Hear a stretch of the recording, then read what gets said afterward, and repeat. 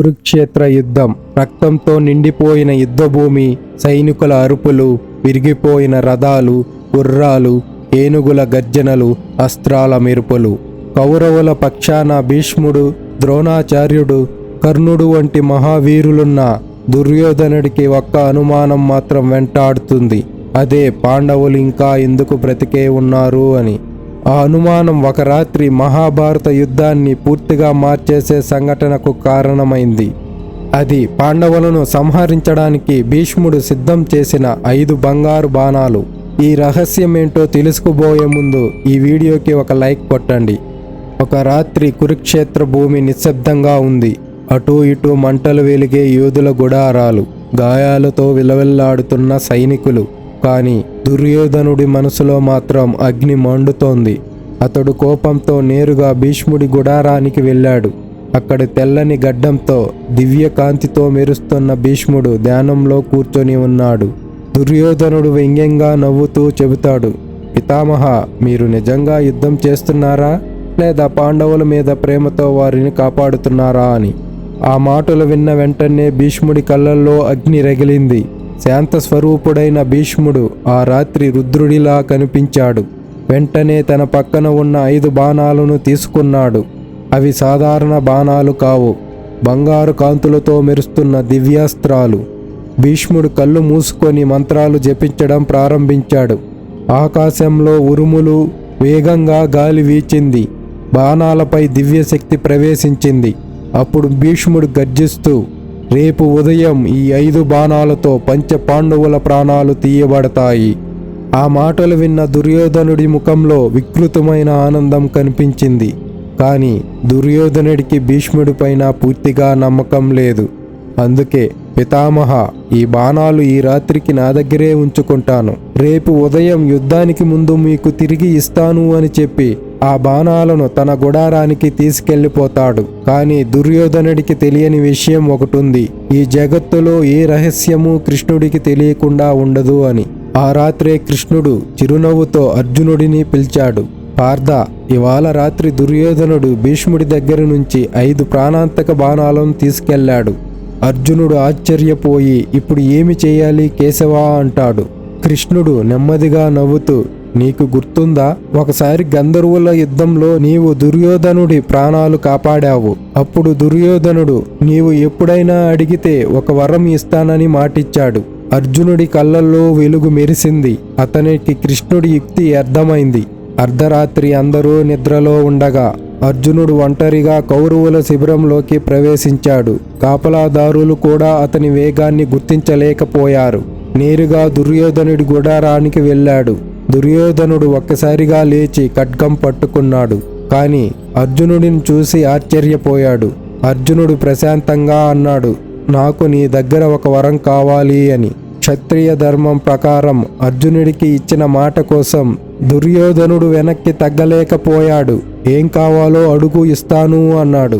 అర్జునుడు నేరుగా చెప్పాడు, భీష్మ తాత ఇచ్చిన 5 బంగారు బాణాలు కావాలి అని. ఆ మాట విన్న దుర్యోధనుడి ముఖం తెల్లబడిపోయింది. అతడు మోసపోయానని అర్థమైంది.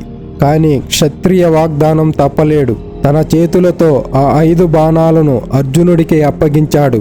మరుసటి రోజు ఉదయం దుర్యోధనుడు భీష్ముడి దగ్గరికి వెళ్ళి నిజం చెప్పాడు.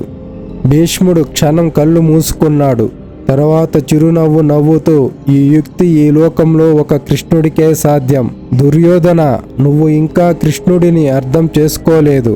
ఆయన యుద్ధంలో ఆయుధం పట్టకపోయినా యుద్ధం మొత్తాన్ని తన బుద్ధితో నడిపిస్తున్నాడు. దుర్యోధనుడి ముఖంలో క్రమంగా భయంతో నిండిపోయింది. అతనికి ఇప్పుడు అర్థమవుతుంది, పాండవుల వెనుక నిలిచింది కేవలం సైన్యం కాదు, సాక్షాత్తు శ్రీకృష్ణ పరమాత్మే అని. దుర్యోధనుడి మాటలు భీష్ముడి హృదయంలో అగ్నిలా మండింది. అతడు గర్జిస్తూ, ఈ రోజు నా అసలు సిసలైన శక్తిని చూస్తారు. ఆయుధం పట్టనన్న ఆ కృష్ణుడితోనే ఆయుధం పట్టిస్తాను అని అంటాడు.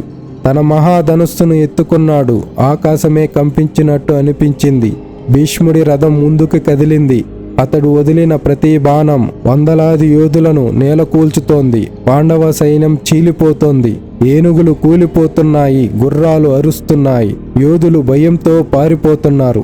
భీష్ముడు యమధర్మరాజులా కనిపిస్తున్నాడు. అర్జునుడు భీష్ముడి విధ్వంసాన్ని చూస్తున్నాడు, కానీ అతని చేతులు వణుకుతున్నాయి. ఎందుకంటే అతని ఎదుట ఉన్నది శత్రువు కాదు, తన తాత భీష్ముడు. అర్జునుడి గాంధీవం కిందకి వాలిపోయింది. అది చూసిన కృష్ణుడు కోపంతో, పార్థ, ఇది యుద్ధభూమి, ఇక్కడ బంధాలు కాదు, ధర్మమే ముఖ్యం, యుద్ధం చేయి అంటాడు. కానీ అర్జునుడు ఇంకా వెనకడుగు వేస్తూనే ఉంటాడు. ఆ క్షణం కృష్ణుడి సహనం పూర్తిగా నశించి అతడు ఒక్కసారిగా రథం నుంచి దిగి పక్కనే విరిగిపోయిన రథచక్రాన్ని ఎత్తుకున్నాడు. అతని కళ్ళల్లో మహాకోపం మెరిసింది. ఆకాశంలో ఉరుములు మెరిశాయి. సమయం ఆగిపోయినట్టయింది. కృష్ణుడు నేరుగా భీష్ముడి వైపు పరిగెత్తాడు. అది చూసిన యోధులందరూ భయంతో వణికిపోయారు.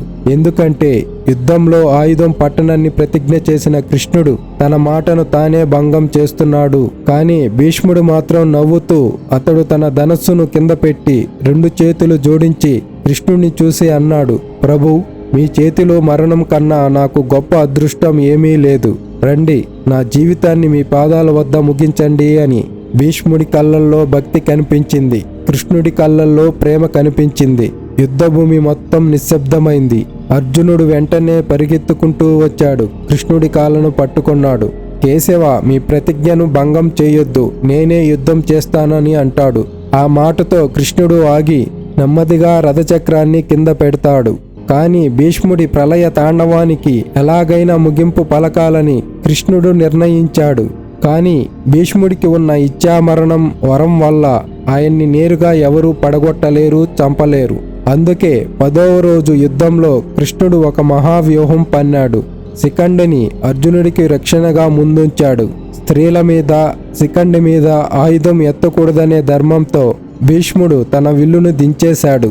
ఆ క్షణమే అర్జునుడు బాణాల వర్షం కురిపించాడు. భీష్ముడి శరీరాన్ని వందలాది బాణాలు చీల్చేశాయి. అతడు నెమ్మదిగా పడిపోయాడు, కానీ భూమిని తాకలేదు. అతని శరీరం మొత్తం బాణాలపై నిలిచిపోయింది. అది ప్రపంచంలోనే అత్యంత మహోన్నతమైన శరశయ్య. అంపశయ్య మీద పడిపోయిన తర్వాత కూడా భీష్ముడు చనిపోలేదు.